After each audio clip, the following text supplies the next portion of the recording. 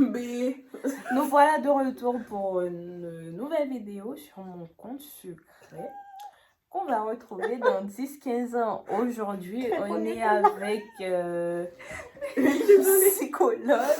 Soyez sérieux, on est censé être dépressif. Hein? Ok. Cindy, déjà apparue dans mes vidéos. Et voilà, moi. Et aujourd'hui, on va parler un peu de la dépression qui arrive quand on va avoir la vingtaine ou quand on a la vingtaine, de comment on se sent perdu. Voilà, on va commencer avec... on va commencer avec qui?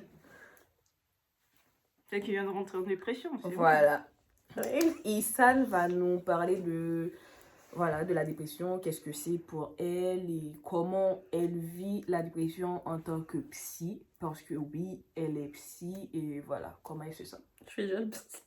Oui, allez. Ben, moi, mon histoire avec la dépression, ça a commencé il y a quelques années. Avec différents symptômes, par exemple des difficultés de sommeil, soit je dormais trop, je dormais pas du tout, pas assez, des difficultés par rapport à la nourriture, donc je mangeais trop, des problèmes d'humeur aussi, donc sentiment de tristesse soudaine, voilà, donc avec des idées noires. Comme quoi bah, la vie ne vaut pas la peine, que je suis toute seule. Et en plus de ça, je suis quelqu'un qui vit tout seul et isolé. Donc ça n'a pas simplifié la tâche. J'ai pris quelques médicaments pendant 1 an et quelques, mais ça m'a pas fait grand-chose, donc je les ai arrêtés. Voilà, et en ce moment, ça va pas vraiment. Je pense que ça s'est empiré. Voilà. Donc je commence à chercher de l'aide. J'ai déménagé dernièrement, chose que j'ai regrettée parce que ma nouvelle ville n'a rien à voir avec Toulouse. Ça va aller. Merci.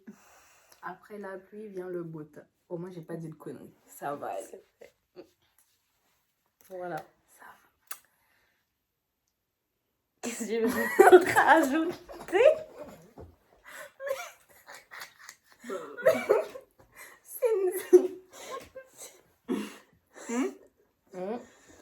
Pour toi, qu'est-ce que c'est pour toi la dépression? Comment tu l'as vécu? Comment ça se manifeste et tout? En gros, bah, la dépression, bah, je sais plus. Hein. Bah, ça a commencé quand j'étais au lycée, quoi. Bah, Sachant que toi, t'as même pas encore 20 ans. J'ai même pas encore 20 ans, Meskina. C'est arrivé au lycée. Et là, ben...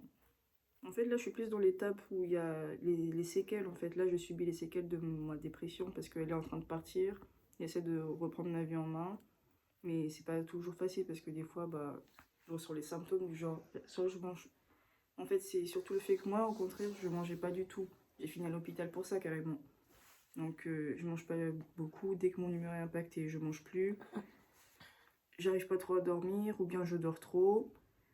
Mes humeurs, déjà je suis quelqu'un de bipolaire de base, donc quand je suis triste, il y a un qui va, je vais juste faire chier le monde autour de moi, sans m'en rendre compte des fois. Je suis assez colérique, je blesse les gens, bref. Je suis pas dans... Voilà. En gros, je suis la pire personne quand je suis dans cet état, quoi. Et ça a duré pendant 2 ans, quand j'étais au lycée. Et c'était en train de partir quand je suis arrivée ici. C'est-à-dire quand j'avais 17-18 ans, c'était en train de se calmer. Et là, ça fait juste des... Ça revient quand... Comment ça s'appelle? Quand l'hiver débarque, quoi. Mais bon, là c'est bon, c'est le printemps, on sourit, tout va bien, le soleil. Voilà. Comme une dépression saisonnière. Voilà, t'as tout compris. Voilà. Voilà. Si c'est pas ici, c'est que c'est pas là.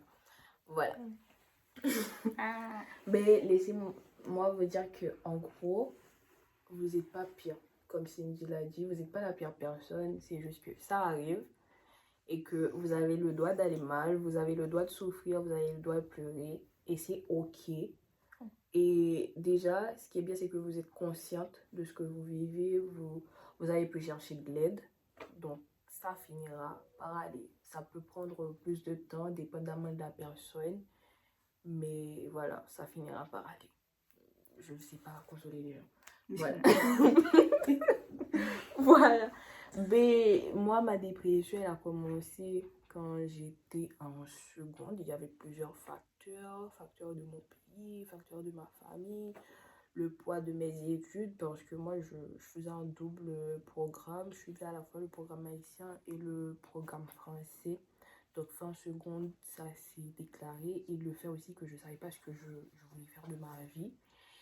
Et ça s'est aggravé quand je suis arrivée en France. Moi, la petite fille des îles qui débarque dans un pays où il fait froid, dans une ville où elle connaît personne, où j'ai été brutalement plongée à l'âge adulte. Et c'est aussi le moment que j'ai réalisé que ben, tout ce que je voulais faire de ma vie, à savoir médecine, je pouvais plus le faire. Et que j'avais aucune idée de où je voulais aller, je connaissais personne, j'avais personne pour m'orienter en fait. Si je faisais pas médecine, qu'est-ce que j'allais faire de ma vie? Parce que toute ma vie, moi j'ai pensé médecine, médecine, médecine, médecine, médecine, médecine. Après, je savais que je voulais devenir riche, mais je savais pas par quoi passer. Bon, voilà. Et j'avais pas de potes ici, j'avais pas de famille. Et déjà, le climat, c'est pas approprié pour quelqu'un qui vient de la Caraïbe. Donc, c'est un peu compliqué. Moi, aujourd'hui, est-ce que je pourrais dire que ça va mieux? Ben, oui, je pense. N'empêche que, ben, il y a une semaine, ben, je prenais encore mes antidépresseurs jusqu'à ce que je décide de les jeter. C'est pas bon. Je devais arrêter sous conseil médical, mais je veux plus replonger dans cet abysse, tout ça, parce que pour moi, la dépression, c'est pas juste le fait de se sentir toujours fatigué, c'est pas juste le fait de se sentir mal dans ma peau, de se sentir seul, même quand la pièce regorge de monde.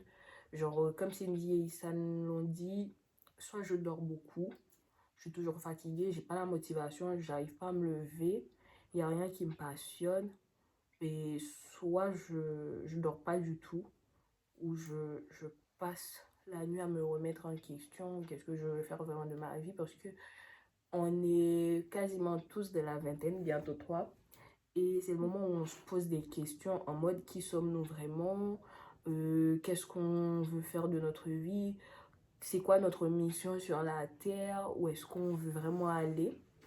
Et ça c'est un peu compliqué parce que la vingtaine, on dirait pas, mais on a beaucoup de pression.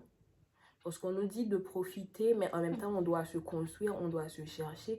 Alors, comment profiter pleinement si en même temps, on doit trouver qui on est, si on doit se trouver. Donc, voilà.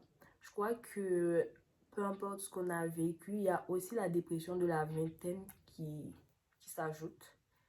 Et ça, c'est pire parce que cette dépression, on n'ose pas en parler. Quand on en parle aux plus âgés, ils nous disent « Ah ouais, de toute façon, vous êtes jeune, on aimerait bien avoir votre âge. » Et quand on en parle, « Ah ouais, mais c'est rien, vous êtes jeune, profitez, tout ça. » Alors que, bah voilà, on est perdu, on se sent seul. Voilà quoi. Ça va pas bien là. Et on vit dans un monde où maintenant on prend des nouvelles de guerre tous les jours. On apprend que tel endroit est bombardé et tel endroit est bombardé. On vit dans l'angoisse et on est quasi toutes les trois loin de notre famille.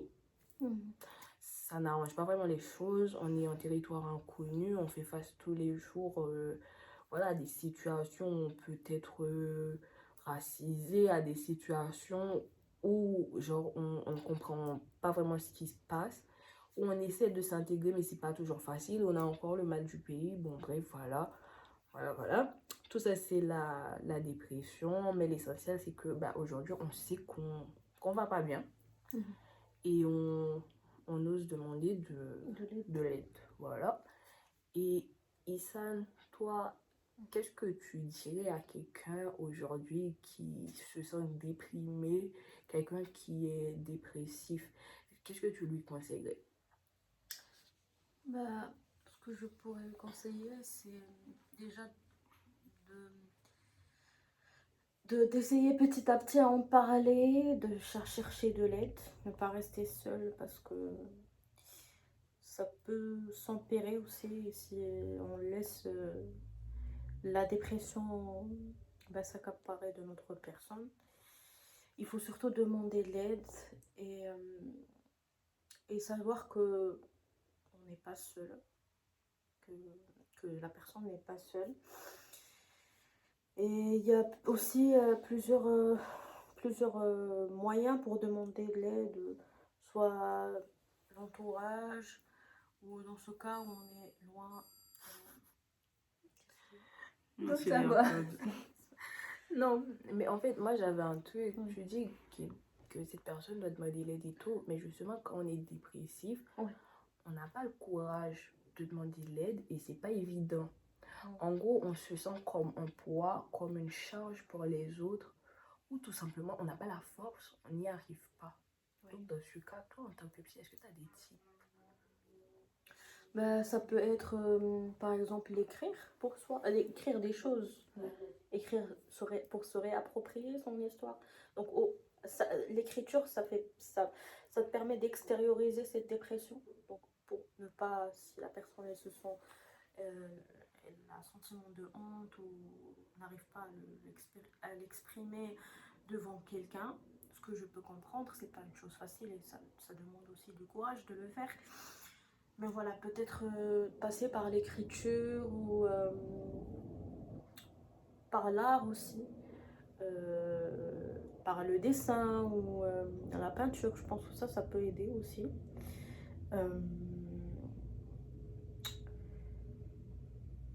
Et voilà, je sais pas quoi ajouter d'autre. J'ai pas d'idée. Toi, Cindy, qui est une artiste, c'est quoi tes tips, c'est quoi tes conseils? Il y a des conseils, mais... Non, ça veut dire quoi en tant qu'artiste? Ça veut dire quoi? Ouais, en gros, donc forcément, toi, tu as pu extérioriser ce que tu ressentais déjà, tout ce qui est sur le mur et tout, pendant ta dépression, à travers la peinture, à travers le dessin et tout. Est-ce que toi, tu as des tips pour quelqu'un qui est dépressif? Comment l'art, ça peut aider, quoi? En fait, le truc, bah... En fait, si de base, l'art, c'est ta passion, tout ça, le problème, c'est que tu n'auras plus envie de la faire. T'auras plus... En fait, quand tu es en dépression, tu as envie de rien faire, quoi. Du coup, ce sera dur de te lever, d'aller prendre un crayon, de faire un beau dessin. Donc, on s'en fout, tu prends juste un petit truc, tu fais gribouiller, ça suffit. Alors, si t'es énervé, tu fais tes gribouiller, c'est déjà suffisant, c'est déjà de l'art. La peinture, tout ce que tu veux, c'est la même chose. Il faut juste faire ça, et petit à petit, c'est là que tu te rends compte, tu peux recommencer à dessiner des visages, tu peux recommencer à faire des paysages, mais ça va pas arriver d'un coup. Alors, ça se fait petit à petit. Il faut jamais forcer parce que ça sert à rien. Déjà, tu vas pas bien, tu vas encore te forcer à faire quelque chose. Ça va juste empirer le truc, quoi. Et des fois, c'est grâce à ça que les gens vont voir que tu as besoin d'aide. Parce que ça va se voir à travers tes dessins. Voilà, si bah, c'est logique, c'est un peu la base. S'il n'y a pas du tout de couleur dans tes dessins, on se dit, ah, il y a un petit problème, quoi. Et voilà. Ouais, t'as raison. Bah, vous avez entendu les professionnels. Moi, quand j'étais dépressive, à part l'écriture, mais je pleurais juste un bon coup. Hein. Si je devais dormir 17 heures d'affilée, je dormais 17 heures d'affilée. Moi, j'ai pas de type. Parce que j'ai pas osé chercher de l'aide. Mais ils ont vu que j'allais mal et ils m'ont proposé de l'aide. Et voilà, j'ai eu la chance d'avoir. Enfin, j'ai pas beaucoup de gens dans mon entourage, mais les gens que j'ai, ben, ils sont là. Voilà, ils m'ont aidé. Mais voilà, sachez que si vous êtes en dépression, vous n'êtes pas seul. Si vous avez la vingtaine, c'est un peu normal de se sentir perdu. C'est un peu normal, voilà, de ne pas savoir quoi faire de sa vie. Et voilà, ne vous cassez pas la tête. Même si c'est compliqué, ça va aller. Ça va aller. Voilà, et dans 10 ans, lorsqu'on regardera cette vidéo à toi, je sais qu'on aura déjà accompli de grandes choses, que ce sera déjà une étape. Issa aura son cabinet d'avocat. J'espère. Cindy dessinera pour Disney. Pixar. Voilà. Elle sera reconnue à l'international. On aura notre projet qui fonctionne. Je serai une super entrepreneur qui aura gagné des prix, j'espère. Mais je serai au moins best-seller. Voilà, je l'espère. Mais on sera toutes les trois successful. Yeah. Voilà. Mais voilà, justement, cette vidéo, c'est juste pour nous rappeler que, voilà, peu importe ce qu'on aura vécu dans notre vingtaine, peu importe ce qu'on aura vécu quand on était plus jeune, bah, on est arrivé, on a réussi, on a accompli nos rêves. Donc, cher futur moi dans 10 ans, cher futur Cindy dans 10 ans, cher futur Isan dans 10 ans, je sais que vous serez fiers de nous en regardant cette vidéo. Et voilà. Merci. Ciao, ciao. C'est qui est, hein? Oh.